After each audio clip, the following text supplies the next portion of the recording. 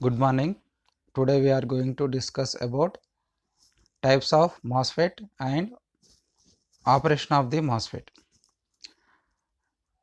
So by depending upon charge carriers, these MOSFETs are classified into P channel and N channel MOSFETs.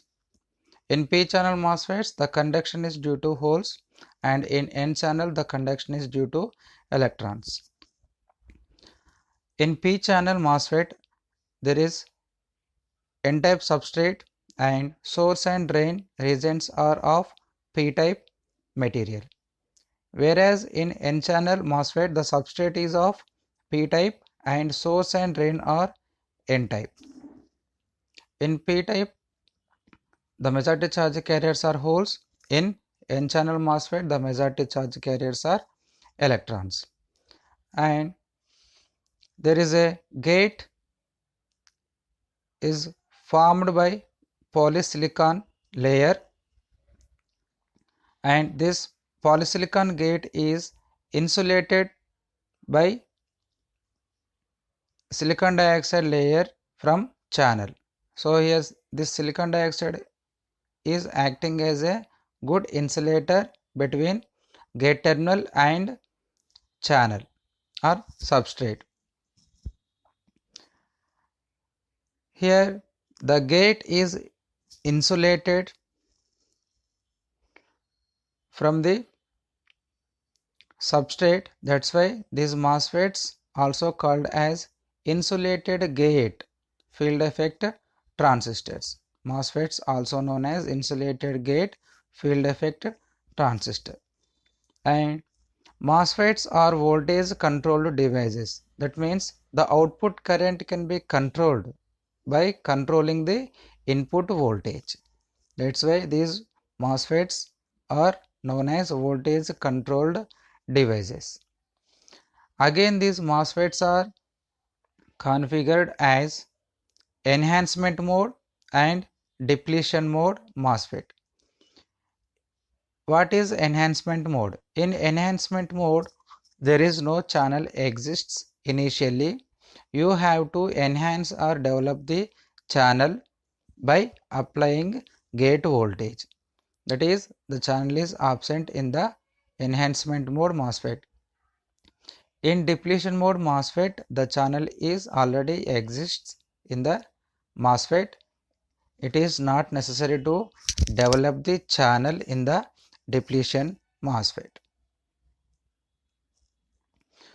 If you see the symbols of depletion MOSFET, so this is a symbol and it is having three terminals: drain, gate and source.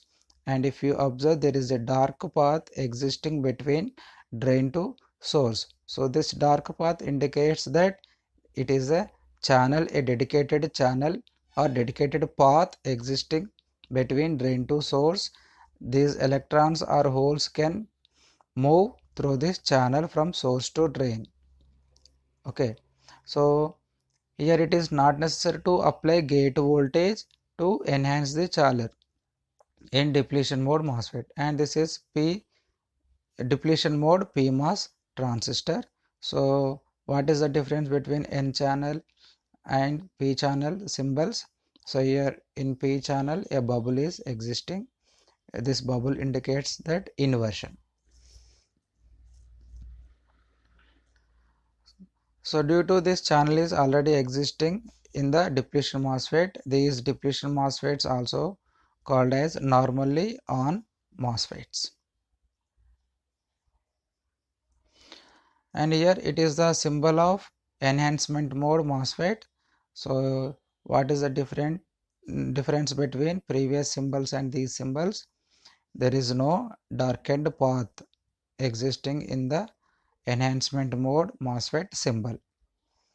So in this enhancement mode MOSFET, initially the channel is offset, hence by applying this gate voltage you have to develop the channel, then only conduction will takes place in the MOSFET if you apply external drain voltage. The symbol of PMOS is also same, the only difference is here you have to put a bubble.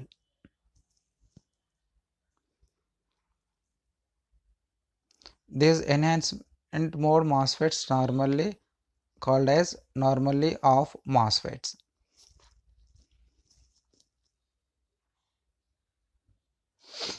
Next we are going for transistor working, MOSFET transistor working. These MOSFETs can operate in three distinct regions. Those are cutoff region, linear region and saturation region. What is cutoff region? In cutoff region, there is no conduction in the transistor. The output current is 0. In linear region, the output current increases linearly with the increase in output voltage. This linear region is also called as non-saturation region or ohmic region. Why? Because it is following Ohm's law, hence it is called as ohmic region. In next region is saturation region. In saturation region, the output current remains almost constant with the increase in drain voltage. Now we will see these three regions. Okay, MOS transistor operation in cutoff region. So for cutoff region, this is a condition.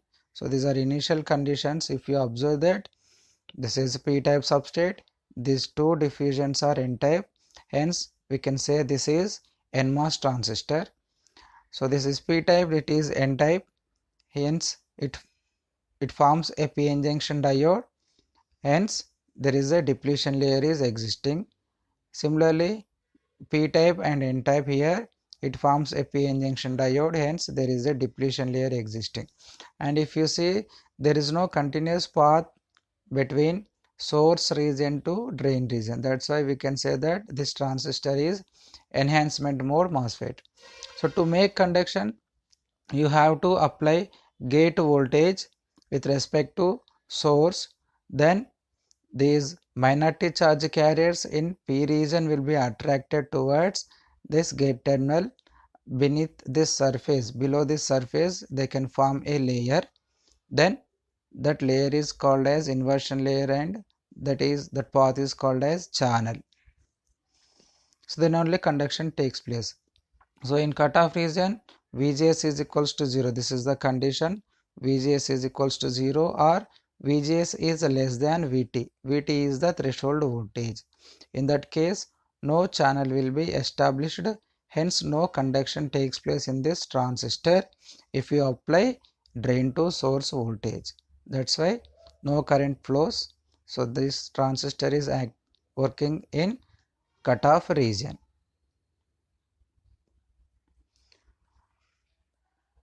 Once if you apply gate voltage which is greater than threshold voltage, then as I said, these minority charge carriers attracted towards this gate region, hence they can form negative charge layer. This layer is called as inversion layer. So the voltage required to develop this inversion layer is called as threshold voltage. So now there is a path existing, there is a path developed between source region to drain region. These electrons can flow through this channel. So now the channel has been established. If you apply external voltage, okay, drain voltage with respect to source, then these electrons from source to drain can pass through this channel, hence conduction takes place. But in this cutoff region, we are not applying drain to source voltage. In this case, the channel has developed, but there is no external force on these electrons, hence no conduction takes place in this transistor. Hence we can say the transistor is still in the cutoff region.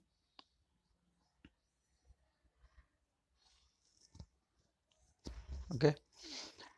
As gate voltage is increased, number of electrons will be attracted to the substrate surface under the gate to make n-type. The n-type region which is created electrically in the P substrate is called as inversion layer. Okay. The gate to source voltage necessary to create the inversion layer is called the threshold voltage. After formation of inversion layer, the current flow from drain to source or source to drain if small amount of drain voltage is applied. So after the channel established, if we apply small drain voltage, current conduction starts. Okay. So it is in the still cutoff region only. The channel has been developed, but there is no drain to source voltage. So next, linear region or non-saturation region, or it is also called as ohmic region. So here this is the channel. Through this channel, the electrons can flow from source to drain region. So once the channel has been developed, if you apply drain to source voltage, then the current increases linearly. If you see these curves, the current increases linearly, which follows the Ohm's law. If you are going on increasing this VDS more and more, a condition is occurred. That condition is called as pinch off condition. See, this is pinch off condition. At pinch off condition, the channel width is almost reduced to 0. Here the channel width is almost reduced to 0. At this condition, a constant number of electrons can be allowed through this channel from source to drain. And if you observe, the shape of channel is looks like this in pinch off condition. Why? Because the electric field effect is more at drain region if you increase more and more VDS. Due to that, hole electron hole recombination will occur near to drain region, hence more recombination will be occurs. Due to that, the channel width is reduced near to drain like this. Okay, so we can say that the transistor has reached to saturation region. In saturation region, a constant number of electrons can flow through the channel, hence the output current remains constant for further increase in drain to source voltage. If you increase more and more drain to source voltage, then a condition occurs, that is breakdown in the channel. So here if you see, the channel has breakdown here. Now the effective channel width is this much only. In previous case, the channel width is this one, the channel width is capital L. Then in pinch off, in breakdown region, the channel width is reduced to this much. Okay, so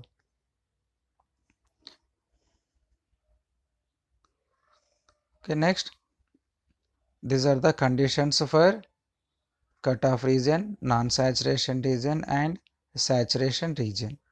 Cutoff region, if you take NMOS transistor, VGS is less than VT and VDS is equals to 0. That is cutoff condition. In non-saturation, for NMOS, the gate voltage is greater than threshold voltage and drain voltage is less than VGS minus VT. That is VGS minus VT is also known as effective gate voltage. In saturation region, VGS is greater than threshold voltage and VDS is greater than or equals to VGS minus VT. And these are the current equations. So the output current is ID. ID is equals to 0 in cutoff region. Why? Because in cutoff region no channel has been developed and drain voltage is 0. Even though if you apply gate voltage, the channel will be developed, but for this condition there is no current flows. Next, ID is equals to K into W by L into VGS minus VT minus VDS by 2 into VDS. This is the current equation in linear region. K is the Boltzmann constant, W is the channel width, L is the channel length, VGS is gate to source voltage, VT is the threshold voltage, VDS is the drain to source voltage. and in saturation region this is the current equation, K into W by 2L into VGS minus VT whole square, and these are the output characteristics of MOSFET. So on x-axis drain to source voltage, output voltage, on y-axis output current ID. So these are the curves we are getting for different values of VGS. First of all you have to set VGS to a constant value, then vary VDS, then you can note down ID, you will get these type of curves. Okay, so this is ohmic region or linear region, and it is saturation region. Below this curve it is cutoff region. So channel length modulation, so I already said the channel length modulation due to the increase in VDS, the pinch off point is changing from here to here, hence the channel width changes, the channel length has been changed. So the change in channel length is L minus delta L. So the total channel length actually it is L, due to increase in VDS breakdown occurred, then delta L amount of channel width will be reduces, then the effective channel length is equals to L minus delta L. Here it is delta, the change in channel length.